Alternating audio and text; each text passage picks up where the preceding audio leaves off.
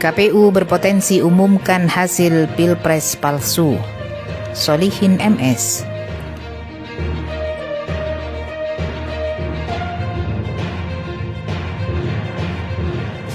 KPU berpotensi mengumumkan hasil Pilpres palsu hasil rekayasa, lalu meminta pihak paslon 01 dan 03 untuk menerima atau mengajukan gugatan ke Bawaslu dan MK.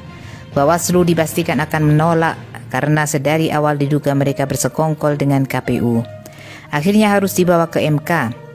Di sana sang paman sudah siap jadi algojo untuk mengeksekusi mati di ladang pembantaian perkara. Ujungnya sudah bisa ditebak. Kecurangan paslon 02 tidak bisa disentuh hukum dan tetap dinyatakan menang. Itu pola-pola permainan lama yang sudah dihafal rakyat. Jangan sekali-kali bertindak bodoh mengikuti permainan licik Jokowi sang pendusta. Kezaliman rezim Jokowi sudah sangat keterlaluan. Hanya ada 3 cara menghentikannya. Pertama, dimakzulkan melalui hak angket DPR. Kedua, digulingkan melalui parlemen jalanan seperti yang terjadi di Sri Lanka, Filipina, Thailand, dan lain-lain. Ketiga, jika kedua cara di atas tidak mempan, cara terakhir hanya melalui makar Allah yang bisa menghentikannya. Kita saat ini bukan sedang menghadapi seorang pemimpin yang waras dan normal. Orang yang kita hadapi adalah manusia-manusia serakah dan super licik yang kehilangan akal sehat dan hati nurani. Manusia yang tidak takut dosa, manusia yang tanpa harga diri dan rasa malu, manusia yang selalu merasa benar, tidak pernah merasa salah atas segala kezalimannya. Dan tampaknya mereka sangat menikmati berbuat zalim. Pihak paslon 02 pura-pura tidak tahu menau atas segala kecurangan yang dilakukan rezim Jokowi. Tapi kecurangan Pilpres 2024 dilakukan dengan sangat terstruktur, sistematis dan masif, juga sangat vulgar.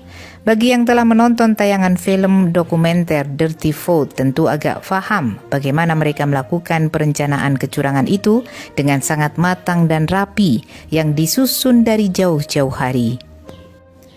Jokowi dengan cawe-cawenya telah menyalahgunakan kekuasaan dan wewenangnya dengan melabrak berbagai aturan hukum, baik konstitusi, undang-undang maupun peraturan-peraturan yang lain.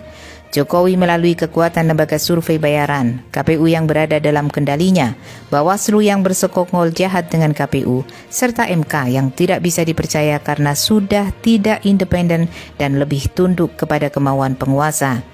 Rasanya sangat sulit menghadirkan pemilu yang adil, jujur, dan kredibel.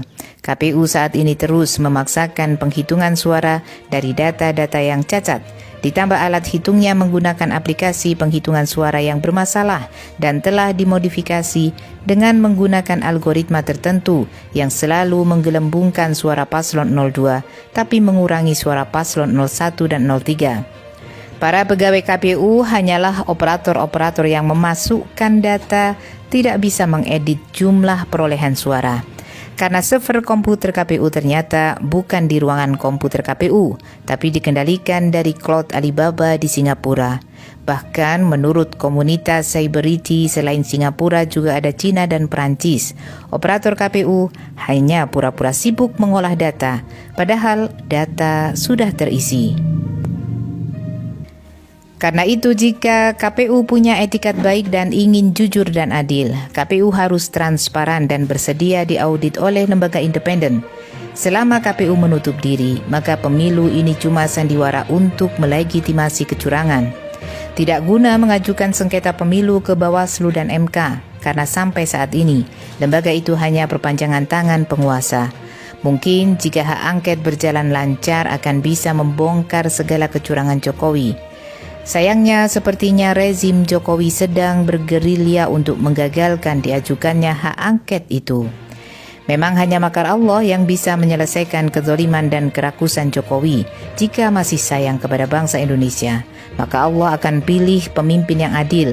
Tapi jika Allah ingin menghukum bangsa Indonesia atas dosa-dosanya, maka akan dibiarkan Indonesia dipimpin durjana.